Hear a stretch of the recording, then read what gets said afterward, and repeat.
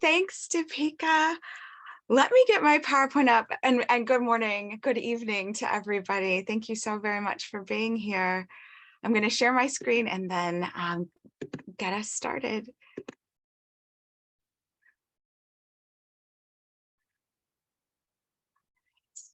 I want to begin today by expressing my sincere gratitude for this opportunity to Dr. Kunar, to the Seshadripuram Evening Degree College, and to the Bangalore University English Teachers Association, as well as to my colleagues Owen Williams and Kathleen Lynch of the Folger Shakespeare Library, and to all of you who are gathered here today. I saw from the schedule of speakers that you recently heard my dear friend and colleague, Dr. Amrita Sen, present, my dissertation director, Dr. Jonathan Gill Harris, as well as Dr. Carla Delegata's presentation about Shakespearean soundscapes. So I'm hopeful that my talk today will pick up on some familiar themes from the previous session and perhaps take the conversation in new directions. As mentioned, the title of my presentation is Sounding Shakespeare, and I added a subtitle since turning this in. So the subtitle is Vocal Embodiment of Character. And I'd like to share with you today some of my sonic interventions in pedagogy, along with my experiences using sound to teach Shakespeare. The youngest person these days whom I talk to about Shakespeare is my daughter, and there she is, and her name is Juliet. In this photo, we are reading together aloud from a children's book that's filled with Shakespearean quotations.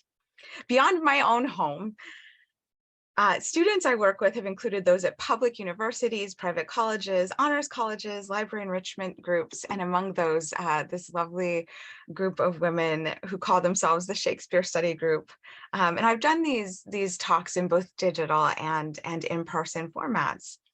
In my conversations with just about all the learners I've come into contact with the exception of my daughter, because she's only 16 months old, there's usually at least one person in these groups and in these classrooms who feels confident enough to admit that they struggle with Shakespeare's language and find his archaisms and neologisms and unusual syntax quite confusing. Not to mention the fact that they don't feel like they comprehend what is going on in the plays. To paraphrase P.G. Woodhouse's character, Bertie Wooster, he says, Shakespeare sounds good enough, but doesn't really mean anything. I certainly appreciate the candor like that sentiment expressed by my students, and have discovered that many of these challenges are easily overcome when we read passages from the plays and poems aloud together. To provide some context for how I came to work on Shakespeare and sound, I'll share some of my own experiences in learning Shakespeare to begin.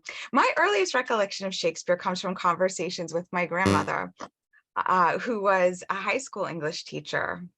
When she retired, she shared her beloved collection of Folger Shakespeare paperbacks with me, complete with her notes and marginal illustrations. She loved, and this is the image up on the screen, she loved teaching A Midsummer Night's Dream for most of her students back in the late 50s, 60s, and 70s. This was their first experience and first moment of contact with Shakespeare.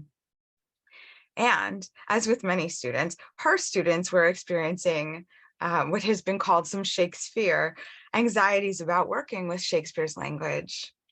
These anxieties in her class usually took the form of, when is the test going to be? Or do we have to memorize all of these Shakespearean character names? So the test that my savvy grandmother gave to her students was a single essay question. Which character was your favorite from the play and why?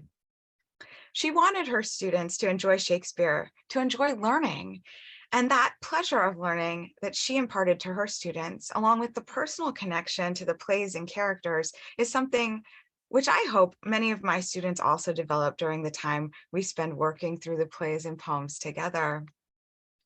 One of the other activities that my grandmother employed in her classroom was having her students read passages from the plays out loud, trying to emulate, trying to imagine what the characters would sound like, how they would deliver the lines. The title of my presentation, Sounding Shakespeare, deliberately invokes the multiple meanings of the word sounding. I discuss the significance of this word in my book titled Sounding Otherness in Early Modern Drama and Travel. As opposed to sound, which is a named and knowable object often distinguished or separate from a subject, sounding is a process. The way that Shakespeare most frequently used the word sounding throughout his works is in the nautical sense, referring to the use of a device called a sounding line or a plumb line, used to fathom the depths of the ocean.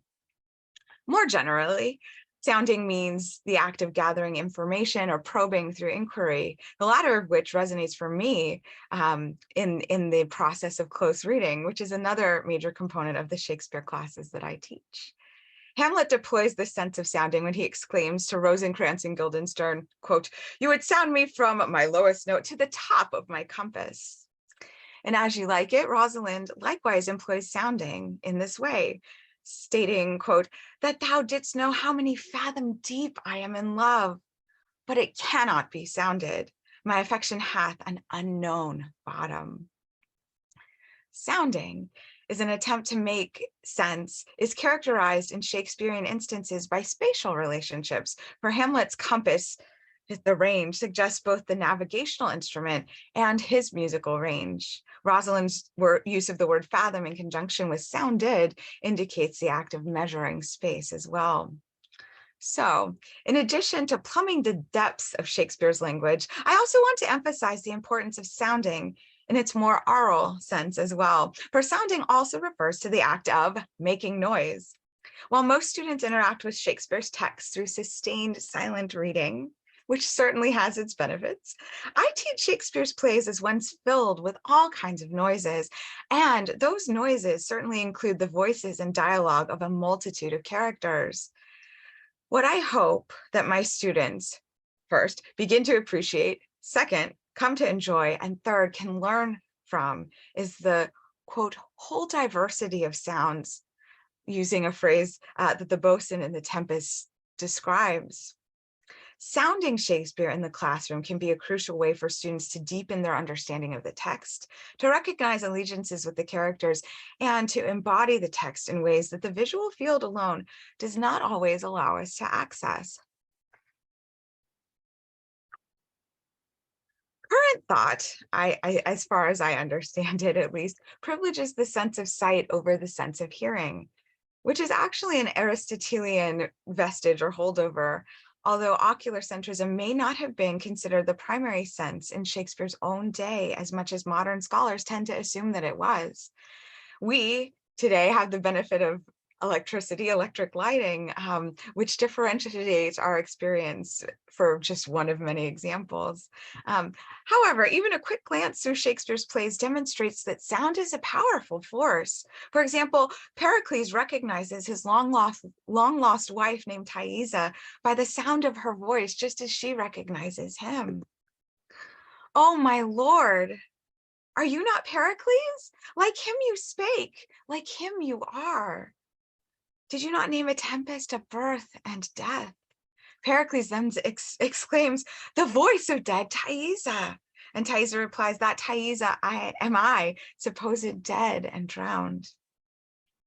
A similar moment of what I call sonic recognition occurs in King Lear when the blinded Earl of Gloucester recognizes Lear by his voice. "I know that voice," he states.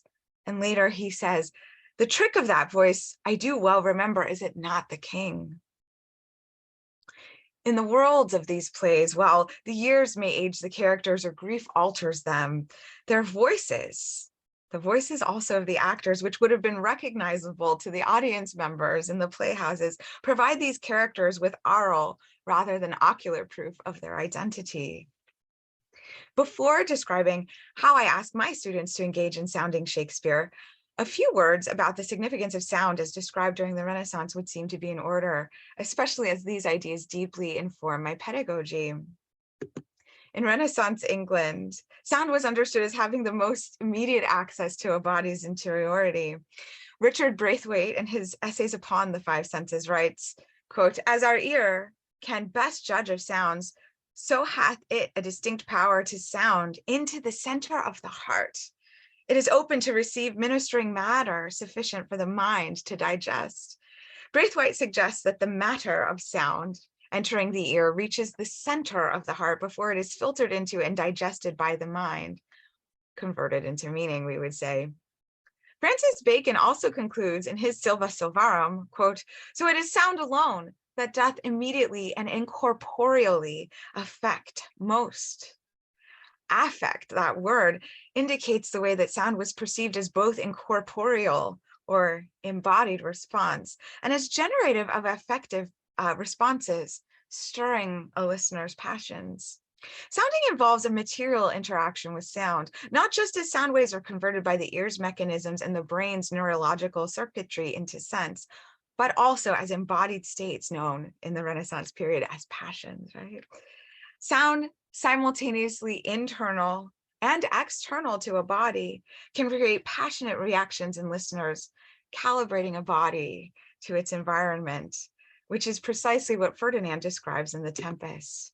He states, "Sitting on a bank, weeping again, the king my father's wreck. This music, Ariel's music, crept by me upon the waters, allaying both their fury and my passion with its sweet air."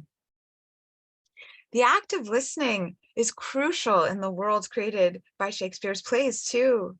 The word hark, meaning to listen up, occurs 142 times throughout the plays. The word hearing, 95 times, and the word hear and its various forms, 850 times, according to the source, the website, opensourceshakespeare.org.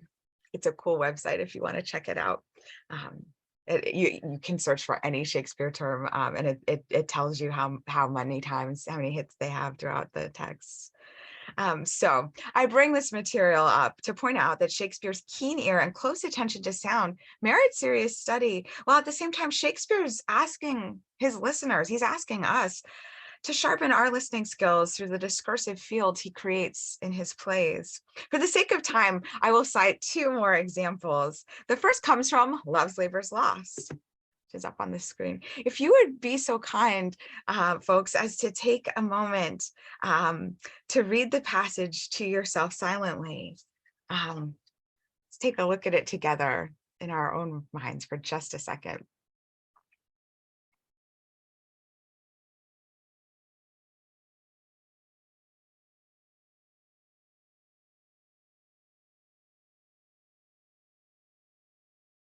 All right, thank you. I'll go ahead and read part of this passage. These are lines spoken by the clown Costard, who says, "Now will I look to his remuneration."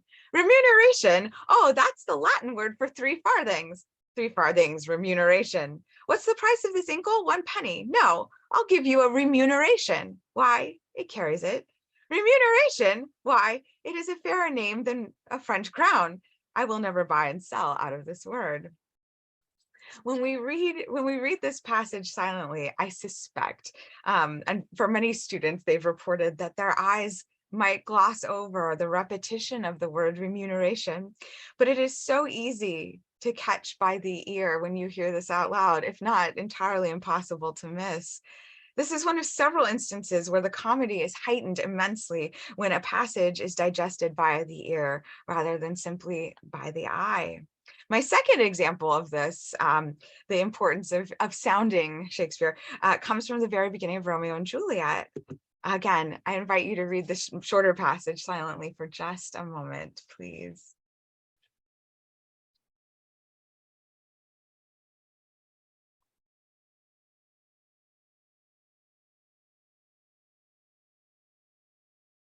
All right. So Samson actually is the prefix that starts this exchange here between these two characters. And he says, "Gregory, on my word, will not carry coals." "No, for then we should be colliers. I mean, and we being Kohler will draw. Aye, while you live, draw your neck out of the collar. I'm hopeful that hearing this exchange between Samson and Gregory read aloud amplifies the homonymic mutation of the word coals to colliers, to collar, to collar.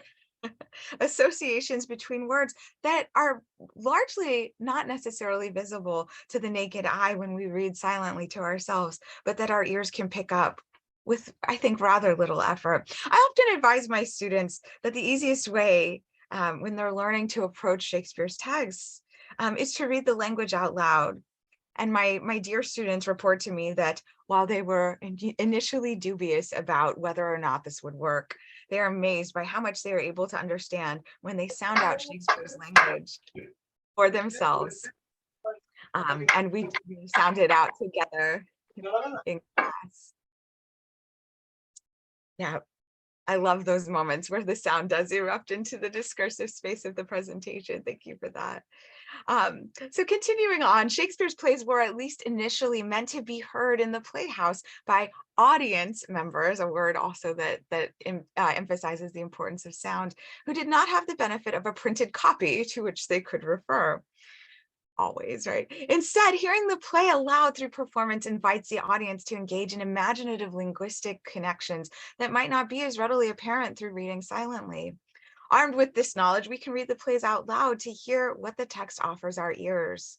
The number of homonyms and homophones are astounding, as this passage from Romeo and Juliet proves, or as does Feste's song in Twelfth Night, for one other example. The song, Come Away, Death, features the line, "My shroud of white stuck all with you."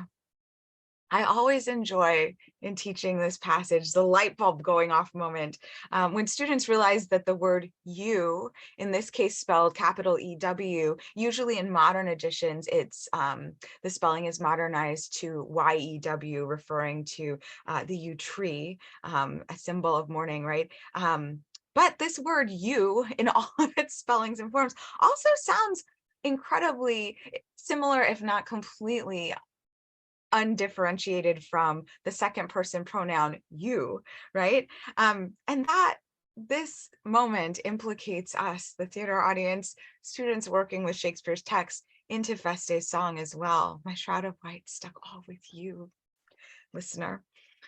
In sounding and sounding out Shakespeare, one of the things that makes Shakespeare so enjoyable, so pleasurable, is teaching students of all ages, races, genders, backgrounds, levels of college experience or not, is that these venerated texts are absolutely within their intellectual grasp, that they are able to read and understand his works with just a bit of practice and time, and that it is not beyond their knowledge or abilities.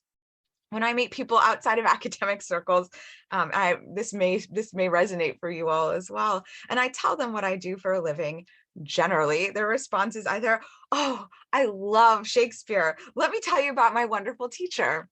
Or the other alternate response typically is, "Oh, how can you read that? I had the worst experience with Shakespeare in high school or in college." Why are these responses so divided, I wonder?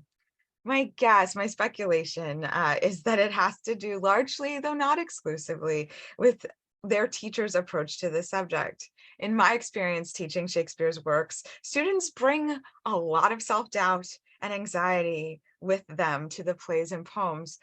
So instructors, I think, would do well not to amplify that. Instead, I have found that when students are encouraged and invited to be playful, inventive, and creative with the language, just as Shakespeare was, they have a much better experience of the learning process and certainly a much deeper appreciation of the plays.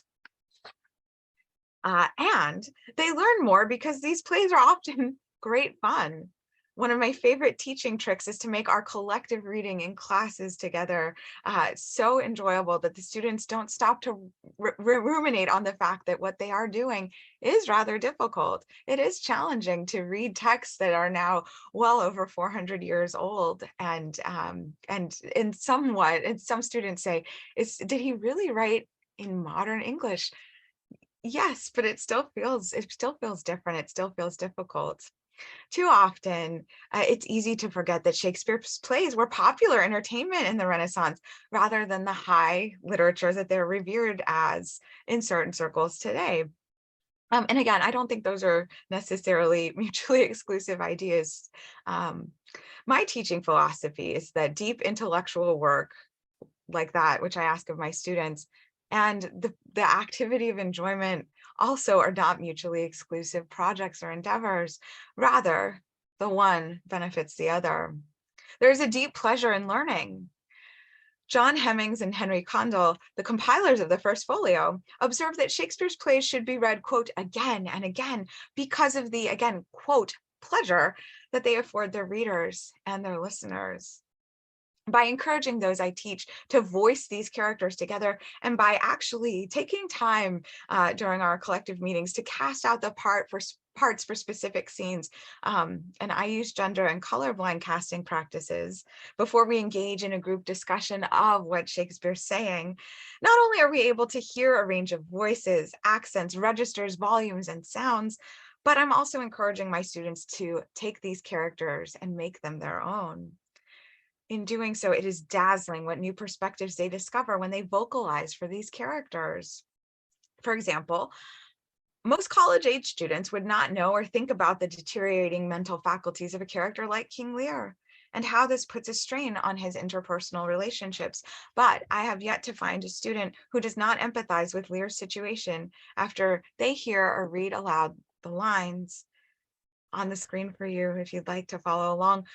Lear says, "Poor naked wretches, wheresoe'er you are that bide the pelting of this pitiless storm, how shall your houseless heads and unfed sides, your looped and windowed raggedness, defend you from seasons such as these? Oh, I have taken too little care of this." When students read Cleopatra's lines out loud in their histrionic performative grandeur, gems like these lines come to fruition. She says, "Now I feed myself with most delicious poison. Think on me that am with Phoebus's Emmer's pinches black and wrinkled deep in time. Broad-fronted Caesar, when thou wast here above the ground, I was a morsel for a monarch. And great Pompey would stand and make his eyes grow in my brow. There would he anchor his aspect and die with looking on his life."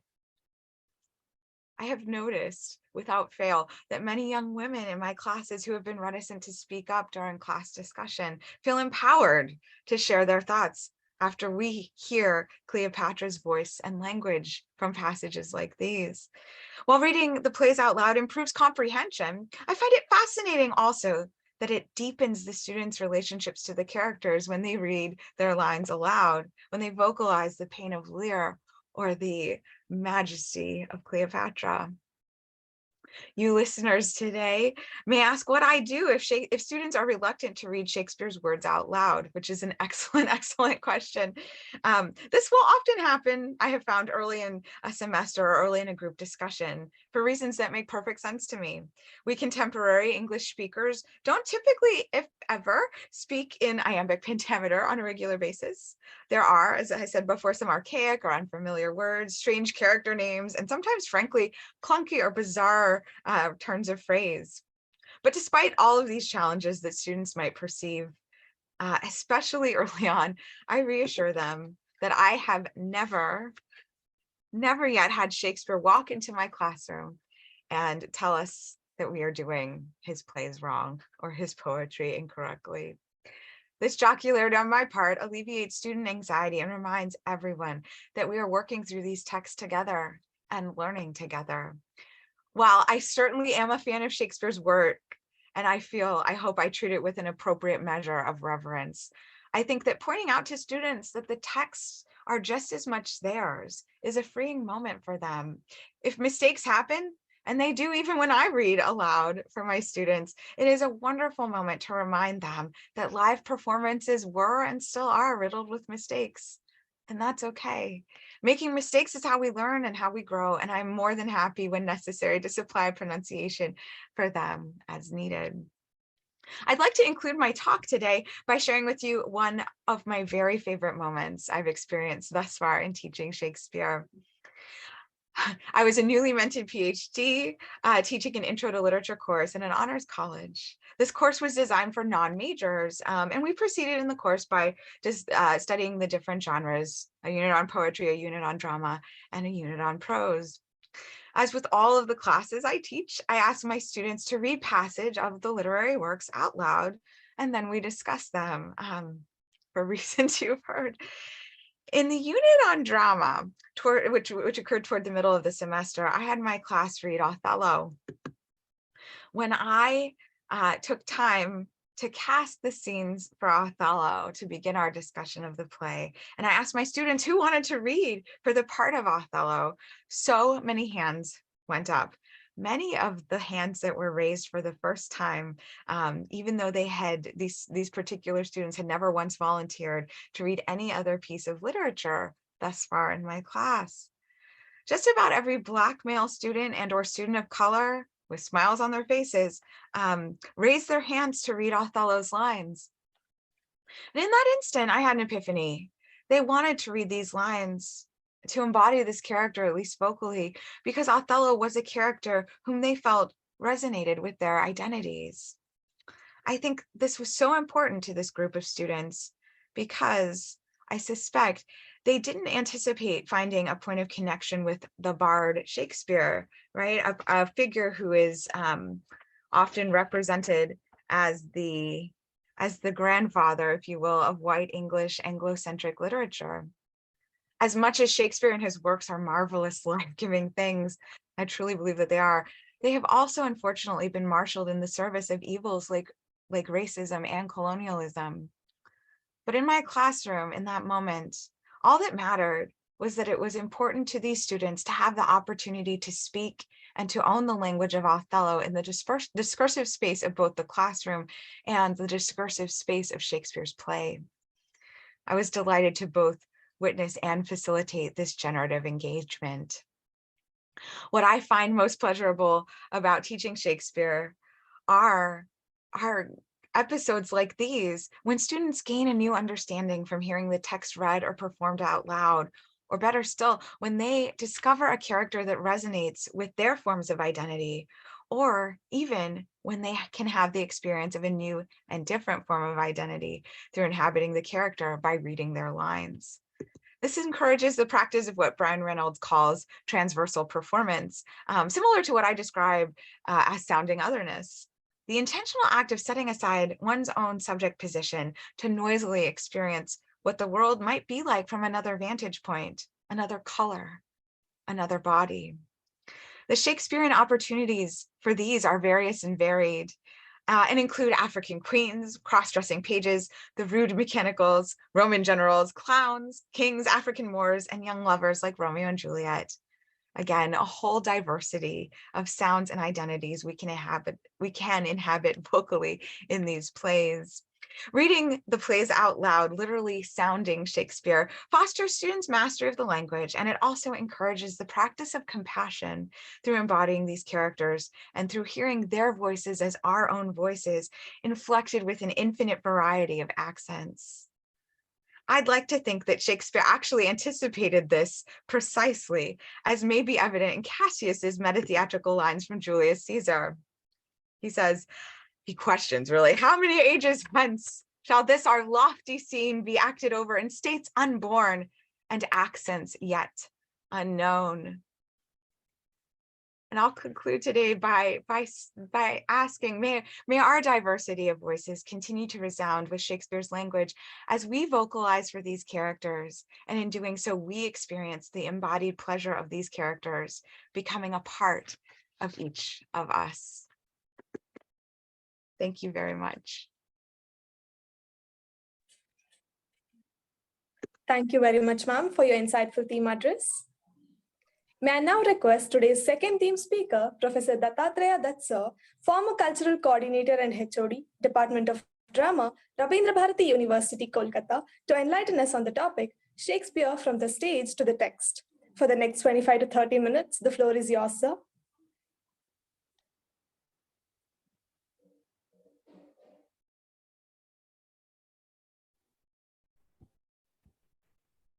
Thank you. Am I audible now? Yes, sir. We can Okay. hear you, sir. Thank you. Thank you. You see, I'm not exactly a Shakespeare scholar or something. I translate Shakespeare and I have done Shakespeare. And I have also in the classroom taught Shakespeare. And as our Professor Wood said, that sometimes becomes a bit tough to make them understand what Shakespeare is about, what's so great about it. I will not talk about these things today. As a translator, what I have found is that you have to visualize the scene on the stage and not from the text to text, not from word to word, but from the stage to my own language. I translate in Bengali, how the lines sound on the stage.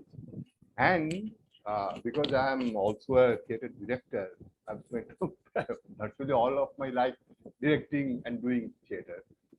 So we have to look at the details of the stage action, and fit the text to that action. Most editors, what would they do? They would simply cut out pieces. They actually do so in the films. On the stage, they leave out spaces, portions which are not quite applicable or much useful to the modern audience. In Macbeth, for example, that lengthy discussion about the King of England and his scrofula, etc., scrofula curing abilities, etc. These are simply don't work on the stage. I talk about Macbeth mostly today, and I'll try to show or rather discuss how a vision of the stage itself can help us understand what went wrong with Shakespeare. The text that we find is often, well, it's edited. Shakespeare never meant it to be the plays to be published, and he wrote for the stage. But unfortunately, we teach our students to consider Shakespeare only as a text and not as a stage. When you put Shakespeare on stage, you find out certain problems and certain solutions, which I'll try to discuss today. I'll take my examples from the most popular of Shakespeare's plays, probably, which is Macbeth. And I'll directly go to the text itself. And I'll ask my listeners to imaginatively participate in this exercise just by trying to visualize what is happening on the stage when the action is happening. So I'll take two examples. One is the murder of Duncan, and the next is the murder of Banquo. Two extremely heightened situations of the play, two peak points. Okay, the play is actually about assassination or murder, etc. So take the scene of Duncan's murder. Duncan is dead. Macbeth is coming down. He has heard somebody speak, and he's extremely tense. He thinks that there is a witness to his crime. Oh my God, what will happen? Like that. So he comes down from the balcony on the Elizabethan stage, from the balcony to the stage, and finds Lady Macbeth there.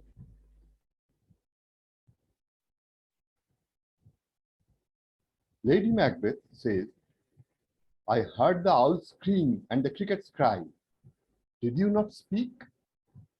Somebody has spoken. Macbeth has heard it, and he is anxious about it. Lady Macbeth asks, did you not speak? Macbeth, when? No. As I descended, hey, Macbeth says, hark.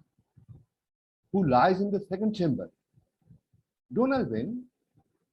Macbeth stretches out his bloodied hands and says, this is a sorry sight. The lady says, a foolish thing to say a sorry sight.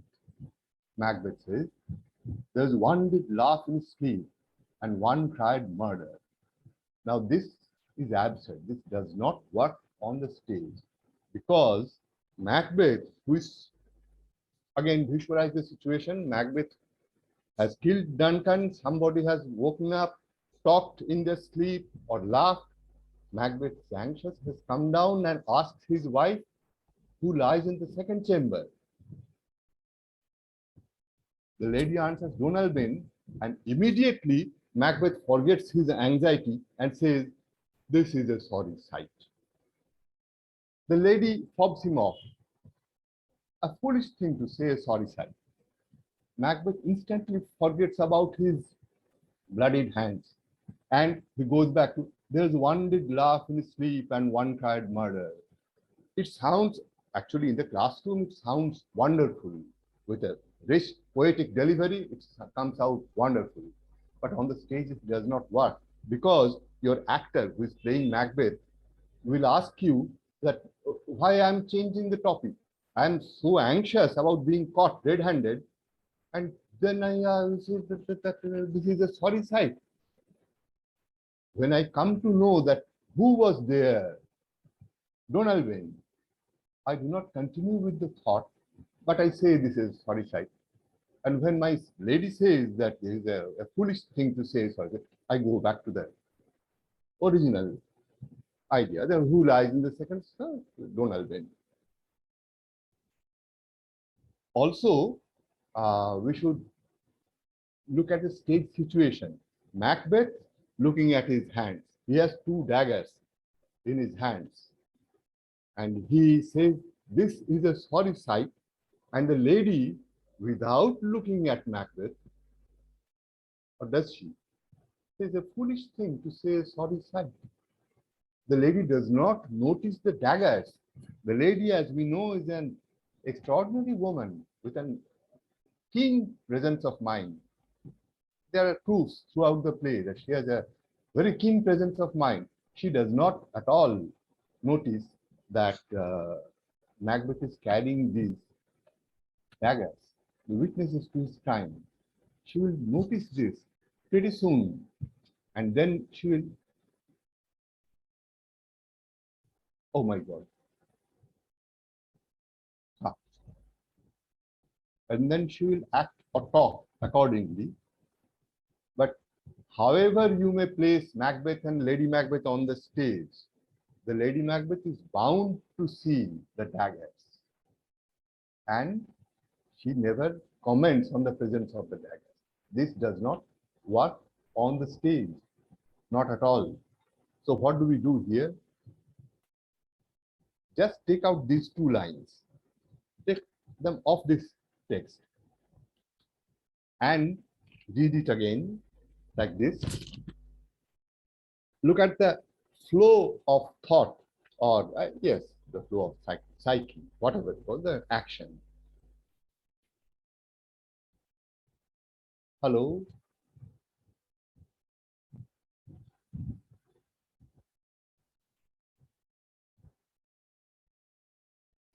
Hello, can everybody hear me? Yes, sir, we can hear. Yes, sir.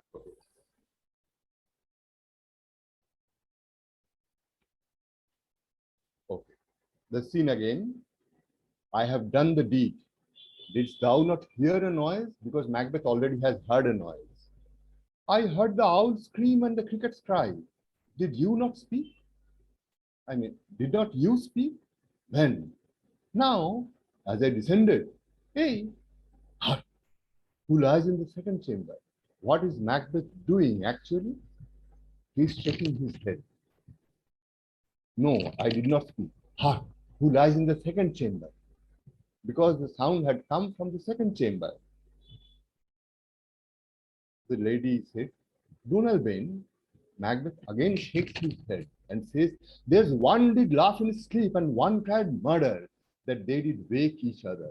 I stood and heard them, but they did say their prayers and address them again to sleep. There are two lodged together. You see how the whole argument fits in when we omit those sorry sight lines from the text. Then the lady says that consider it not so deeply, etc. So this is how, now what do we do with these two lines? What do? We edit them out? No. I'm personally convinced that this was a printer's error. He took up two composed lines from one place and misplaced them in another place. Because as the scene progresses, the lady says, who was it that thus cried? Why, what the then you do unbend your noble strength to think so brain sickly of things? Why, what the then you do unbend your noble strength to think so brain sickly of things? Go, get some water and wash this filthy witness from your hand. Here is again a leap, quite unjustifiable. She's talking about her husband, and then suddenly go get some water. Let's put those two lines back here.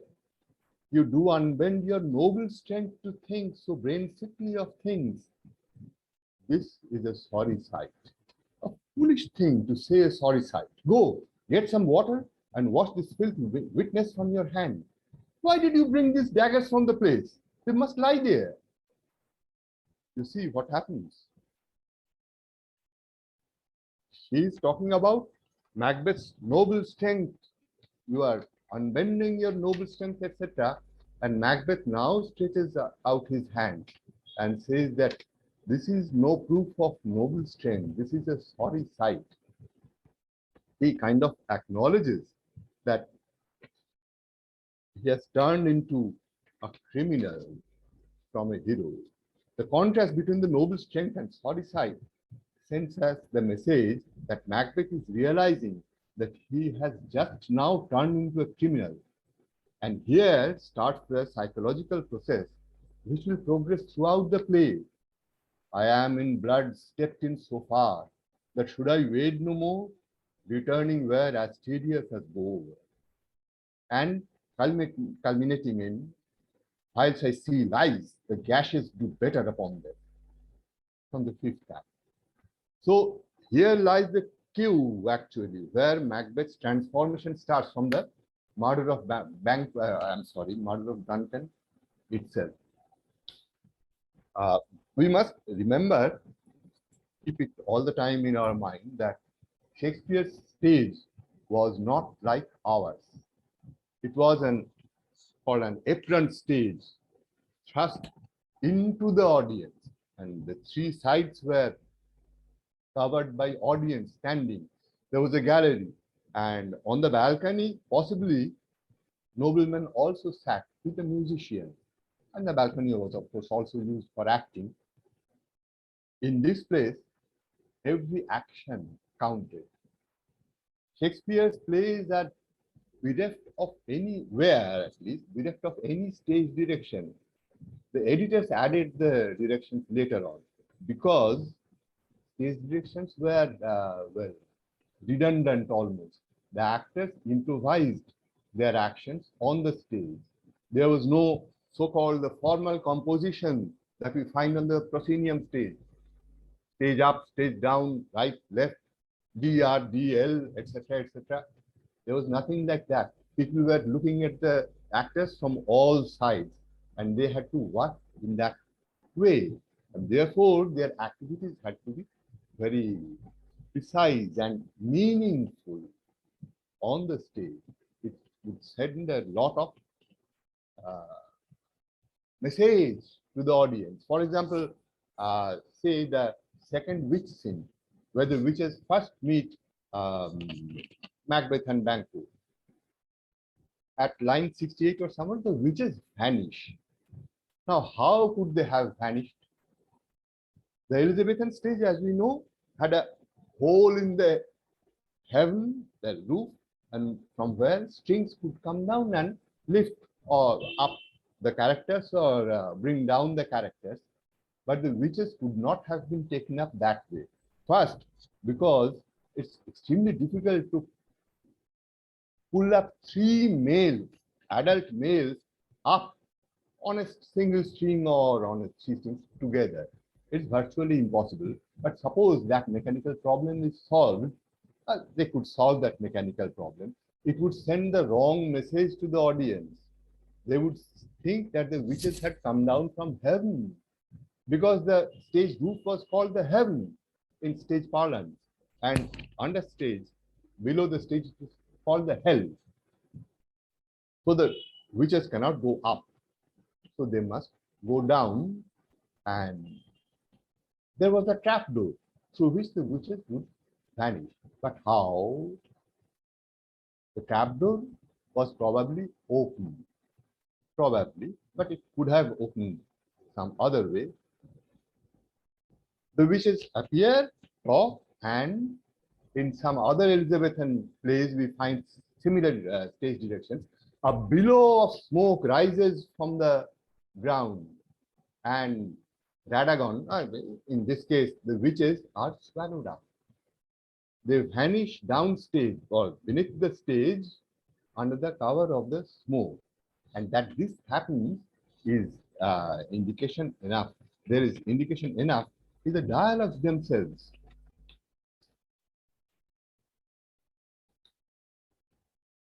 The witches vanish, and in the second witches scene, there is Banquo and Macbeth left. Banquo speculates, where did they vanish? Banquo speculates that they were bubbles of the earth and have sunk back to the ground, while Macbeth thinks that they must have vaporized into the air. From a literary point of view, this gives us a sense of evil pervading the whole world, earth and sky, which is very good. But what actually happens on the stage is that the trapdoor opens, a billow of smoke rises from beneath, and the witches descend beneath the stage under its cover. The understanding, this understanding helps us determine the next stage action. Banquo is stamping on the shut trapdoor to secure its closure, finding out whether did the witches go. The trapdoor is secured, and Macbeth is waving his hands, trying to find the witches, whether they have gone. Actually, he is waving away the smoke that obstructs the audience's view. These two dialogues, once again back to the text. Sorry, I should have marked it there.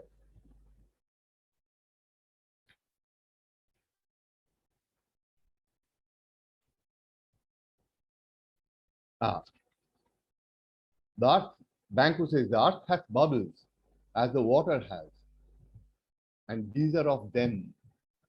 Whither are they vanished? Macbeth, into the air, and what seemed corporal melted as breath into the wind. Would they have stayed? So you see how stage action and stage meaning, stage message, and the dialogues fused together actually in Shakespeare, if we read it rightly on the stage as something actually happening and not as printed black marks. Let's go back to our next instance. This is the problematic instance per se, per excellence, which is the problem of the third murderer. Do we know who the third murderer was? Some people have suggested that it is Macbeth himself, who's too anxious to supervise sort of the murder of Banquo and keep an eye on the assassin. Well, yes, Macbeth came along as a third murderer, leaving his royal guests to take care of themselves in his castle. Is that possible? And then we find that in the banquet scene itself, the first murderer appears, and Macbeth is extremely anxious to know what happened there, who was killed and who was not. Cleances fled, then my fever returns again. So how could Macbeth have been present there? And another critic had suggested that it was Ross, who had engineered the whole thing, etc. But this sounds somewhat like Agatha Christie. We are not reading a detective novel. We are seeing a play on the stage. Okay. So the problem remains, who was the third murderer? Now, there is one point we have to consider, that there are, apart from stage, there is also the theatre team, which a playwright has to consider. Shakespeare apparently wrote his plays with a team in mind. But there was always Gary, I'm sorry, Burbage. And because Burbage was getting fat, we find in Hamlet the strange line, he's short of breath, he's fat and short of breath. Hamlet's mother herself speaks this line. He's fat and scant of breath. That was Richard Burbage at that time. Anyway, so it's more or less clear to anyone involved in theatre that in Shakespeare's group at that time, there were 3 minor actors who worked as a team. These minor actors appear 6 times in the play. Thrice as the 3 witches, once as the 3 murderers, and then as 2 murderers and a servant, and 2 murderers and a messenger in the murder of Lady Macduffy. So 3 murders had to be there for various team reasons. I'll appear, I belong to this, you have to give me a line, any kind of line. So we find the 3 murders. This is one explanation, but which will fit in with the rest. Our problem begins at the very first line of the scene. The first murderer asks the third one, but who did bid thee join with us? Who did bid thee to join with us? We infer that the first murderer doesn't know this third murderer, or he strongly suspects. But it need not be so. It depends on how you deliver the line. But who did bid thee to join with us? If you question not the person, but his action to join with us, it immediately suggests that the third murderer was supposed to act independently from a distance, someplace away from this spot. But he has joined with these people. It's obvious, to me at least, that Macbeth had revised his plot, his plan. He thought that Banquo is such a redoubtable warrior that it's not enough for 2 men only, 2 just village ruffians, to kill both Banquo and Fleance at the same time. These 2 will need support. So he asked this third person to join it. Who was this third person? Dr. Johnson had given us the most practical answer to this, that this is the perfect spy of the time that Macbeth had spoken of in the previous scene. He is a spy. He is a spy, and look at his qualities that he demonstrates on the stage. He is acute, he is sharp of hearing, and he is acquainted with the lie of the land. He is familiar with the habits of the Lord and also with the voice of Banquo. So he is truly a spy. So this spy has come along with these 2, but on stage, however, we do not see this third murderer perform any of these functions. He's just there. So he must be made meaningful on the stage. Otherwise, he's just a redundancy, Why is he there? An appendage. What we generally think that he has been added to this scene as some mysterious person. Not at all. Look at the time. Look at the time of the play. What's the time? The first murderer is the juncture of day and evening, day and night, so to speak. Dusk, soon to be dark.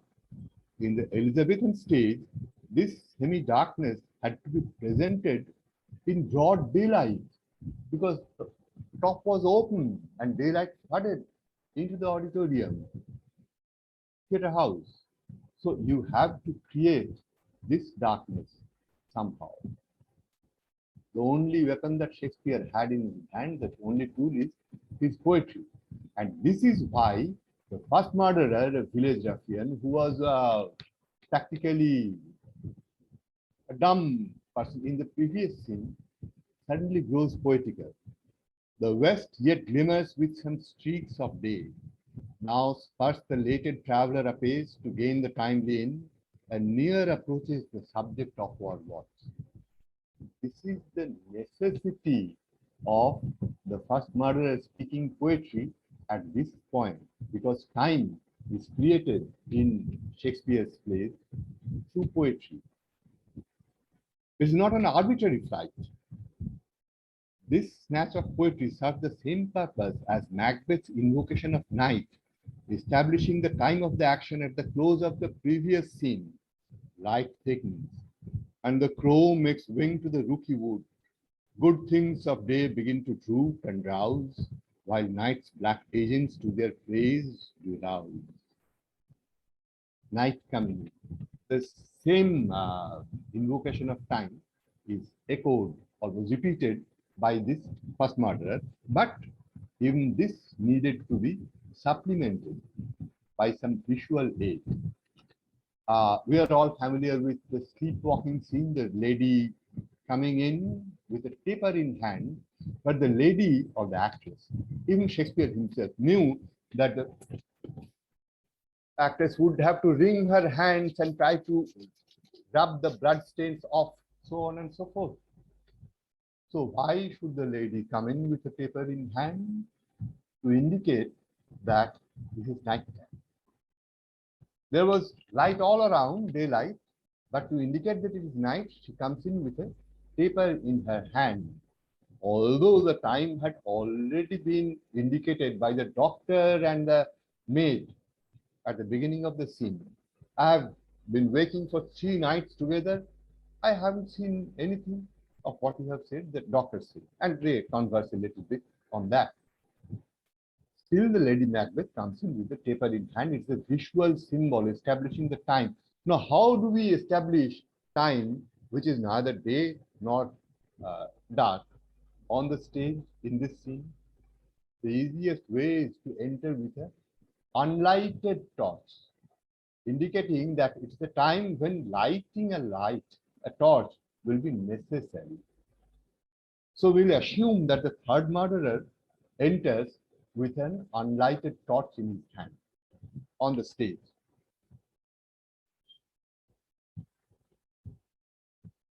Seconds after this entry, Banquo calls for a light, and the second murderer says, "A light, a light." We assume that he has seen Banquo approaching with a light, and instantly Banquo and Fleance enter with a torch, justifying our assumption when we read the play. Yes, they were calling for a torch, and they have now come in for a with a torch.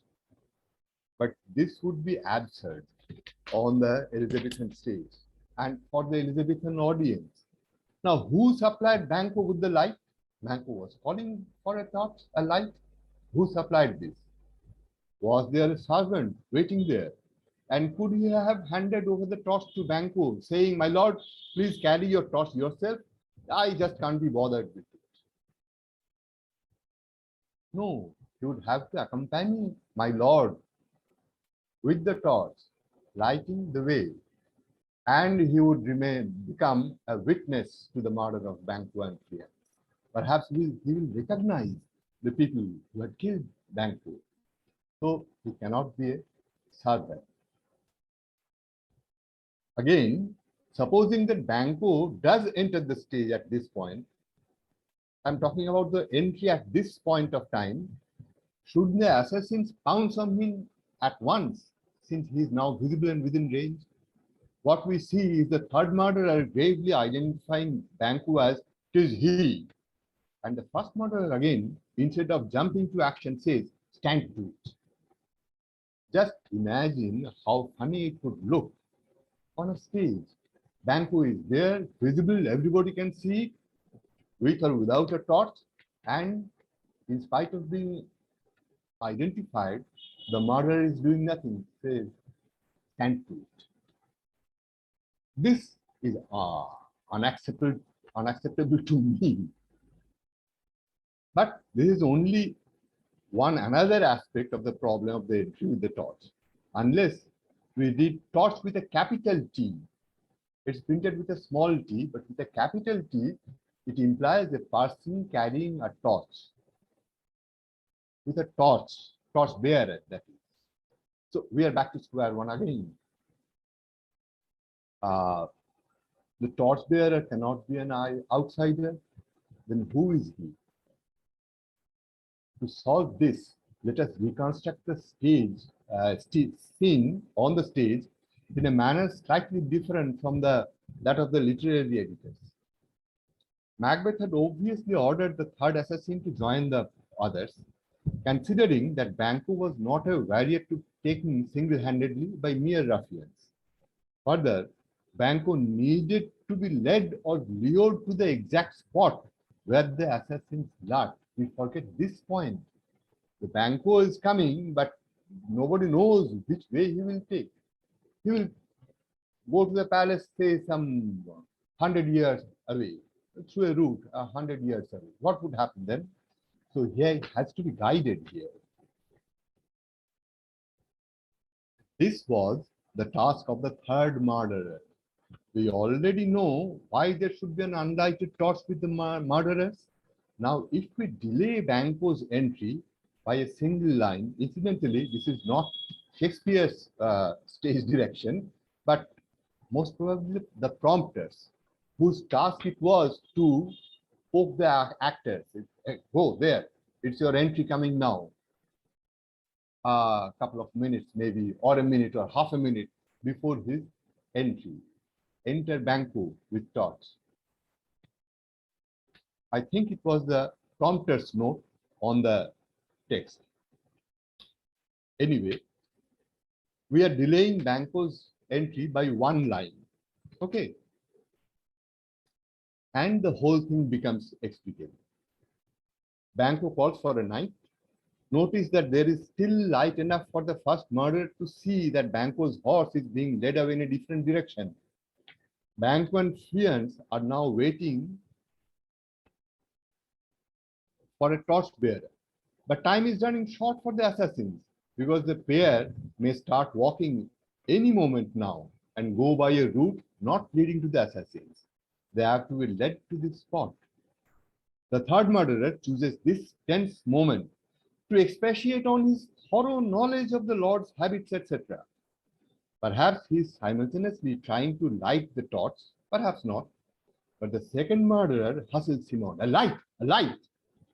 A light is a prompting the third murderer to, he's calling for a light, go, go, go, go, go. He's calling for a light. And the third murderer runs out saying, "'Tis he." And the other two wait to ambush Banco. Stand to it. Now Banco enters and says it will rain tonight, and the attack and the murder happens. But Macbeth had talked about the dark hour in the previous scene. Possibly, it's just possible that the first murderer, being an uneducated, illiterate person perhaps, misunderstood it. The third murderer drops his torch on the stage and tries to stab Fiance, but the first murderer, thinking that Macbeth has ordered the whole thing to be done in darkness, he steps on the torch and puts out the light. And in this darkness, Fiance escapes. So the third murderer is angry. Who did put out the light? And the first he has his response ready. Was not the way? Weren't we supposed to put out the light, do it in the dark? And that is how I would present the scene on the stage and edit my text likewise. Unfortunately, my translation of Macbeth, which is now being presented almost worldwide, this is a different kind of production. It's a production by Shantanu Das, Professor Shantanu Das of Rabindra Bharati University. Once my student, but now later my colleague. He is doing it, and he has taken a format in which these things cannot be represented. In fact, this scene has been omitted because of his own style of interpreting the theme of Macbeth. Anyway, he's using my text for it. What I'm trying to point out that we can find out improbabilities in the Shakespearean stage, and without doing much damage to the text itself, we can rearrange or reorganize Shakespeare so he becomes viable on the stage, completely explicable. Maybe it's not possible to say every time, but Macbeth is a play which I have translated, and while translating, I have seen it happening before my eyes on the stage and adjusted my translation. Likewise, what has happened? Only 2 lines have been taken out from one place and replaced in another, making the flow of psyche smooth on the stage. And in the other place, a stage entry has been set back only 1 line, and that makes the whole thing reasonable or rational or theatrically viable. So thank you. That's my presentation.